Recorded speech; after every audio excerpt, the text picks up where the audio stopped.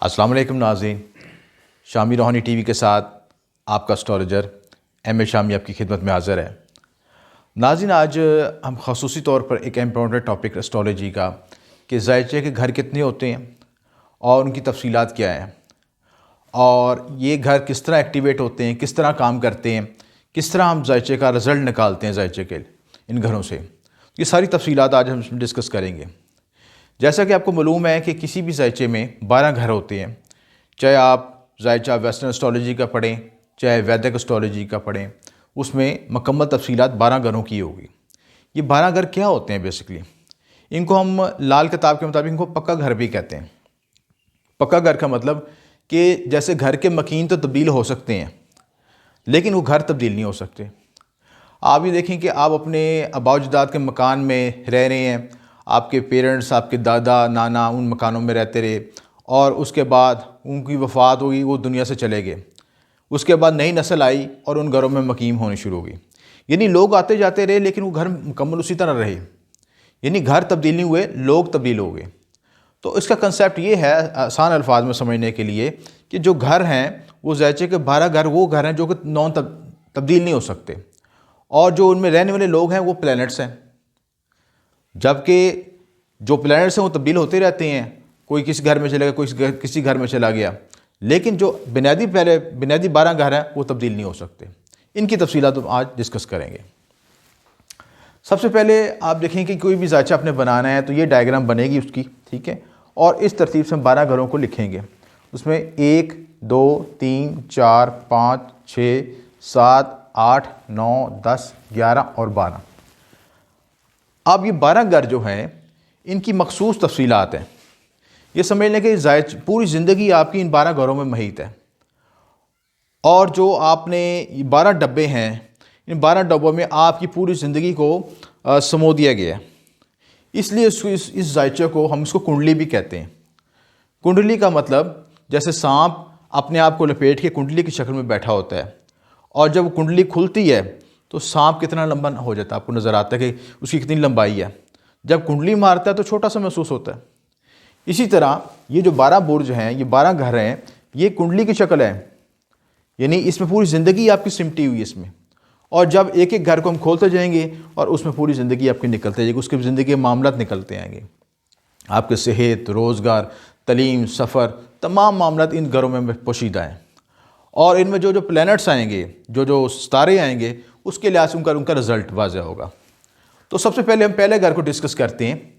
पहले घर को हम असेंडेंट भी कहते हैं, लगन भी कहते हैं, और इसके अलावा जो इससे मुतल्लिका मंसूबात हैं उसका मतलब ये है कि यहाँ पे जो आपका जो जब पहला किसी का घर होता है वो बुर्ज उसके ज़ायचे में तलू बुर्ज कहलाता है। और तलू बुर्ज का मतलब कि स्टार्ट सनराइज़, कि जिस वक्त आपकी ज़िंदगी का आगाज़ होता है तो वो पहला घर आपके बुर्ज का जो पहला जो बुर्ज होता है वो तलू हुआ होता है। और उसके ज़रिए आप क्या मालूम कर सकते हैं किसी शख्स के बारे में, कि उसके चेहरे के बारे में, उसकी सोल के बारे में, उसकी असेंडेंट, उसकी पर्सनैलिटी के बारे में, उसके जहन के बारे में, यानी जो अंदर से सोचता कैसा है, इसकी ज़ाहिरी खदोखाल कैसे हैं, इसकी शख्सियत कैसी है, और इसका देखने में हुलिया किस तरह का है। ये तमाम तफसीलात हम पहले घर से देखते हैं। और जब भी हमने कोई ज़ायचा पढ़ना है तो पहले घर को हम देखेंगे तो हमें इससे अंदाज़ा होगा कि पहले घर में कौन सा बुर्ज है, कौन से सितारे हैं, उनके उनको मिलाने से उसकी शख्सियत वायदा हो जाएगी। जिस तरह आप समझ लें कि एक हम घर में कोई खाना बनाते हैं तो हमें पता है कि अगर खाने में नमक तेज़ डालेंगे तो उसका जायका किस तरह का होगा, अगर मिर्चें तेज़ डालेंगे तो उसका जायका किस तरह का होगा। तो इसी तरह जब ज़ायचे में जो पहले घर में जो सितारे होंगे, मौजूद होंगे, वो अपना असर इस घर पे इर्तकाज़ करेंगे, उससे उस शख्स की ज़ाहरी शख्सियत वाज़ह हो जाएगी कि उनके सितारों को जब मतलब आपके असरात को हम पढ़ेंगे तो हमें उस शख्स की शख्सियत के बारे में मालूम हो जाएगा। दूसरा घर हमारे किसके बारे में डिस्कस करता है? Wealth, speech, family and I and throat, यानी ये इससे मुतल्लिका मंसूबात हैं। ये घर इन चीज़ों को डिस्कस करता है कि कोई शख्स का माशी तौर पे उसके हालात कैसे होंगे, उसकी ज़बान किस तरह होगी, ज़बान से तेज़ बोलने वाला है, तेज़ तरार है, धीमी ज़बान से बोलने वाला है, उसका फैमिली बैकग्राउंड क्या है, उसकी आंखें किस तरह की होंगी, थ्रोट किस तरह, गला किस तरह होगा, ये सारी तफसीलात इस घर से मालूम करते हैं, दूसरे घर से। सर इसमें मिजाज भी उसका पता लग सकता है? देखिए, सब चीज़ों को मिलाएंगे ना, हम इकट्ठा मिक्स करेंगे, ठीक है। उसमें हम उसकी पर्सनैलिटी का फर्स्ट घर से एनालिसिस भी करेंगे, दूसरे घर को भी मिलाएंगे, यानी उस मुख्तलिफ घरों के कॉम्बिनेशन और स्टार्स की कॉम्बिनेशन से उसकी पर्सनैलिटी वाज़ह होनी शुरू हो जाएगी जी। आप ये देखें कि जो हम खाना बनाते हैं तो खाने में एक चीज़ तो नहीं शामिल नहीं होती, आपकी जो किचन में चीज़ें सारी शामिल होती हैं, उसमें नमक, मिर्च, ठीक है, घी, आग, सब कुछ को मिला के नहीं जो एक रिज़ल्ट तैयार होता है। इसी तरह किसी एक चीज़ से हम उसको रिज़ल्ट नहीं दे सकते, तमाम चीज़ों को कॉम्बिनेशन से मिला के उसके बाद उसका रिज़ल्ट तैयार होता है।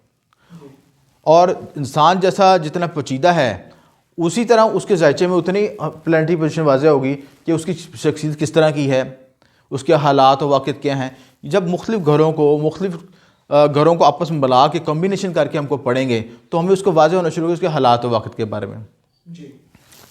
तो ये अभी हम डिस्कस कर रहे हैं कि पहला घर किस चीज़ को मंसूब करता है, दूसरा घर किस चीज़ को मंसूब करता है और तीसरा घर किस चीज़ को मंसूब करता है।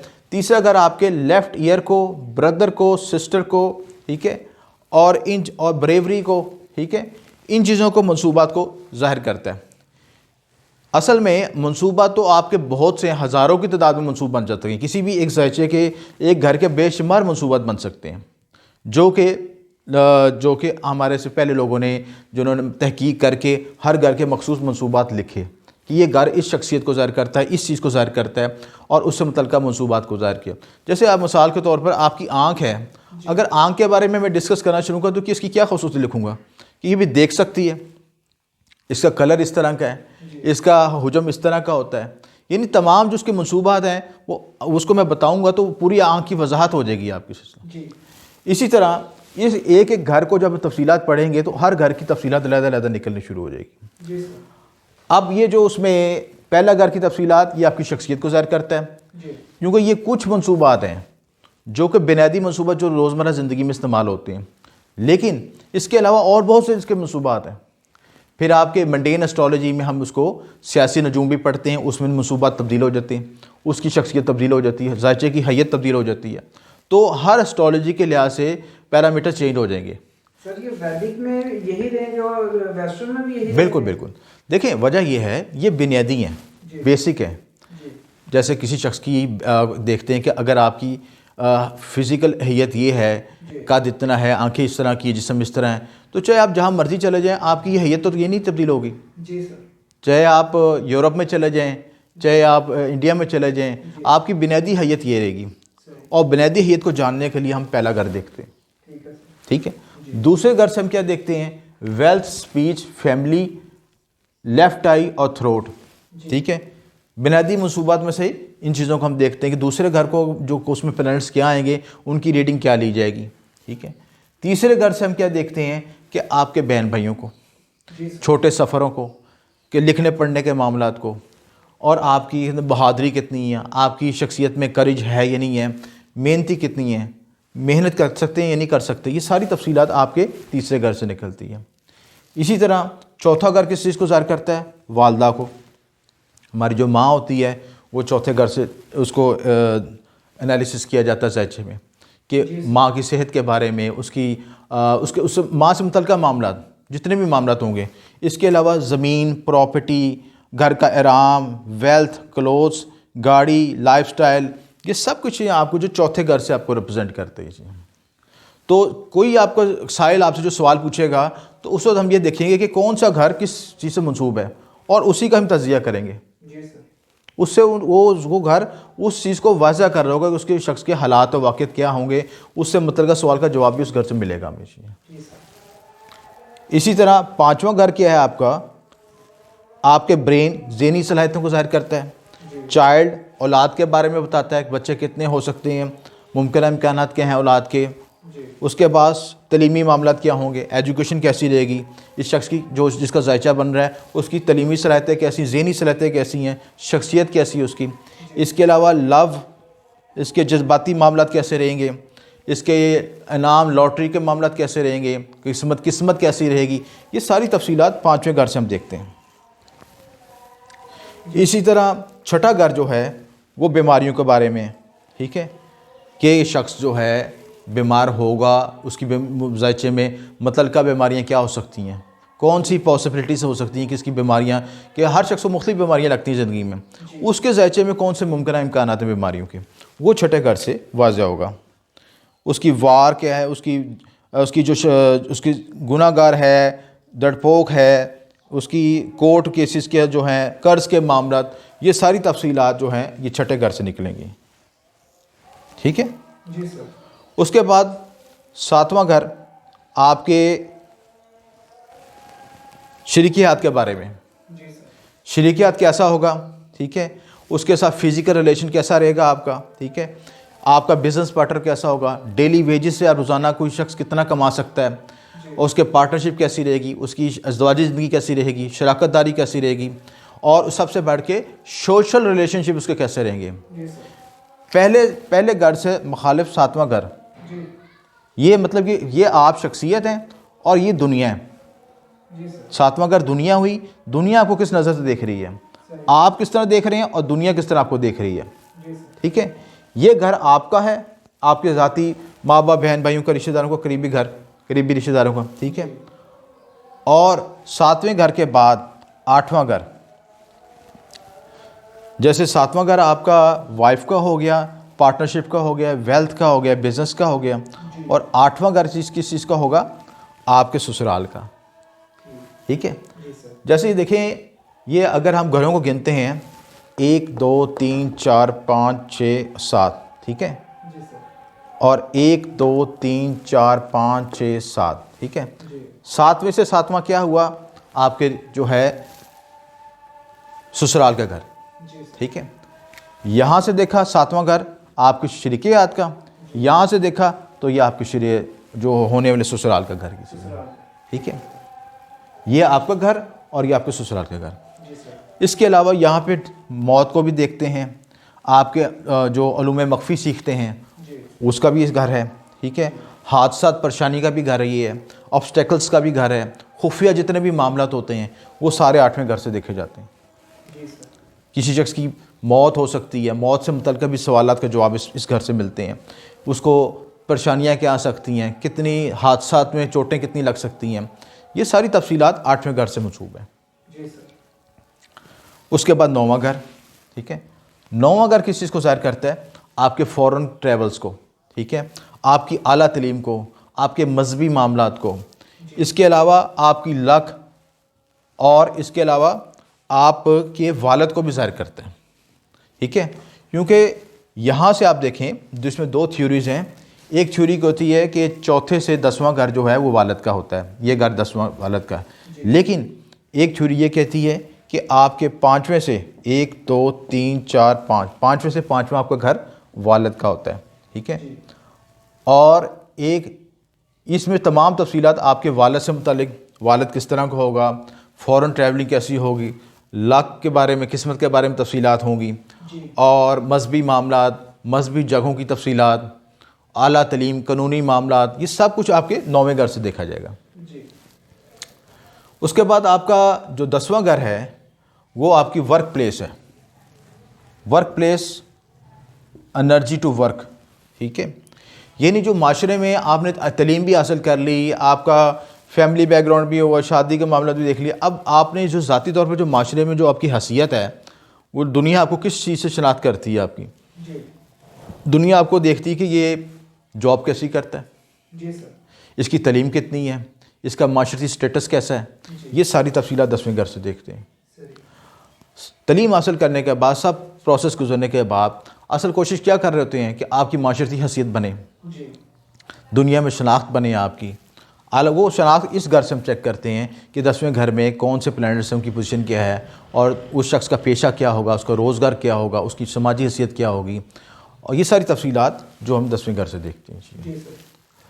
उसके बाद 11वां घर, ज़ाहिर है आपने शादी भी कर ली, आपने आला तलीम भी हासिल करके अच्छी जॉब पे भी लग गए, लेकिन ज़िंदगी में आप देखते हैं कि यार कोई हमारे पास ऐसी कंपनी नहीं है जिससे हम अपनी दिल की बातें शेयर कर सकें। जी जी। तो दिल की बातें शेयर किससे करता है, दोस्तों से। माँ बाप से भी नहीं करता, कई बातें छुपाता है, बीवी बच्चों से भी बातें छुपाता है, दोस्तों से अपनी बातें शेयर कर लेता है, दिल की बातें। तो 11वां घर आपके क्या है? दोस्तों का, समाजी ताल्लुकात का। इसके अलावा जो 10वें से जो आप मेहनत करते हैं उसका रिज़ल्ट भी आपको 11वें से मिलता है, ठीक है। यानी हाउस ऑफ गेंस कहते हैं, हाउस ऑफ इनकम, जिस चीज़ का रिज़ल्ट, ठीक है। इसी तरह जो अमलियात का रिज़ल्ट है वो भी हम इस घर से, 11वें घर से देखते हैं। किसी शख्स का तवीज़ का रिज़ल्ट क्या आएगा, उसका अमल का रिज़ल्ट क्या है, वो भी 11वें घर से मालूम होता है। इसके अलावा समाजी ताल्लुकात, बहुत से मंसूबात हैं इसके चीज़ें, ठीक है। और जो आपके समाजी ताल्लुकात, दोस्त किस तरह के मिलेंगे आपको, ये सारी तफसीलात आपके इस मामले में देखी जाती है चीज़ें, ठीक है। उसके बाद 12वां घर, ठीक है। 12वां घर क्या है? आपके फ़ॉरेन ट्रैवलिंग का, बुरे मुल्क सफ़र कैसा रहेगा, ठीक है, लॉस होगा कि नहीं होगा, बेड, और इसके अलावा जो आपकी अज़दवाजी ज़िंदगी का सुकून है वो भी 12वें घर से मालूम होता है। इसको हम मैरिड लाइफ का ना बेडरूम कहते हैं, ठीक है। बेडरूम का मतलब कि जब आप सारी ज़िंदगी से प्रोसेस से गुजर के मियाँ बीवी कमरे में इकट्ठे जाते हैं तो उन्हें क्या अज़दवाजी सुकून मिलता है कि नहीं मिलता? ये अज़दवाजी सुकून इस 12वें घर से हम देखते हैं चीज़ें, ठीक है। फ्रेंड्स हैं, उसके अलावा आपके खुफिया दुश्मन, हासदीन, ये भी 12वें घर से देखते हैं। जेल के मामलात, लॉसेस, परेशानियाँ, ये भी 12वें घर से देखते हैं। अखराजात का घर भी है, अखराजात कितने होंगे आपके, अखराज बढ़ेंगे कम होंगे ज़िंदगी में, किस तरह का आप लाइफस्टाइल गुजारेंगे, ये भी 12वें घर से देखते हैं। तो छठा घर आपका किस चीज़ को ज़ाहिर करता है? बीमारियों परेशानियों को, और इसके अलावा ज़ाहरी दुश्मनों को भी ज़ाहिर करता है। ये ज़ाहरी दुश्मनों को ज़ाहिर करता है, ये खुफिया दुश्मनों को ज़ाहिर करता है। तो जो ज़ाहरी दुश्मन जो होते हैं आपके, वो जो आपके साथ अराइवल्स होते हैं, जो आपके साथ कंपटीशन भी करते हैं, ये मुकाबले का भी घर है, ठीक है। तो इस चीज़ से हम इसको चेक करते हैं। तो ये बुनियादी खुलासा है बताया आपको कि 12 घरों की तफसीलात किस तरह देखी जाती हैं, उसमें कौन कौन से मंसूबात हैं, उनकी तफसीलात क्या हैं, और इन मंसूबात को जब हम जोड़ते हैं आपस में, मुख्तलिफ घरों को जोड़ते हैं, मुख्तलिफ कम्बिनेशन को जोड़ते हैं, तो उससे फिर हम जायचे की इंटरप्रिटेशन निकल आनी शुरू हो जाती है, ठीक है। जैसे अब आपके जिस्म में बाजू को जोड़ा, टांगों को जोड़ा, आँखों को जोड़ा, सिर को जोड़ा, तो फिज़िकल बॉडी नज़र आनी शुरू हो गई। इसी तरह जिस सवाल से मुतल्लिका, जिस एरिया को हम देखना चाहते हैं, उससे मुतल्लिका मंसूबात और मंसूब घरों को देखते हैं, ये कौन कौन सा घर उसमें किससे मंसूब है, और उसमें मौजूदा प्लैनेट्स की पोजीशन क्या है, उसकी सितारे कौन से बैठे हैं उसमें, उन सितारों का क्या रिजल्ट पैदा होगा, उन हाउसेस का आपस में कम्बिनेशन क्या होगा, और जो दूसरे हाउसेस हैं वो आपस में एक दूसरे से क्या रिलेट करते हैं। इसको हम भावा थ्योरी कहते हैं, वो आगे मैं पढ़ाऊंगा कि भावे से कि एक घर से दूसरे घर पे कौन सा 7वें से 7वां है, 8वें से 8वां है, 9वें से 9वां है, ये सारी तफसीलात जो हैं वो भावा थ्योरी में पढ़ेंगे, ठीक है। अभी बुनियादी खुलासा सिर्फ मंसूबात के मतलब हमने डिस्कस किया है कि मंसूबात कितनी तरह के होते हैं, उनकी तफसीलात क्या हैं, ये सब इस वीडियो में डिस्कस किया गया। कोई सवाल है तो पूछ सकते हैं आप, सर क्लियर है, बिल्कुल क्लियर। ठीक है, इसको ओके कर दें।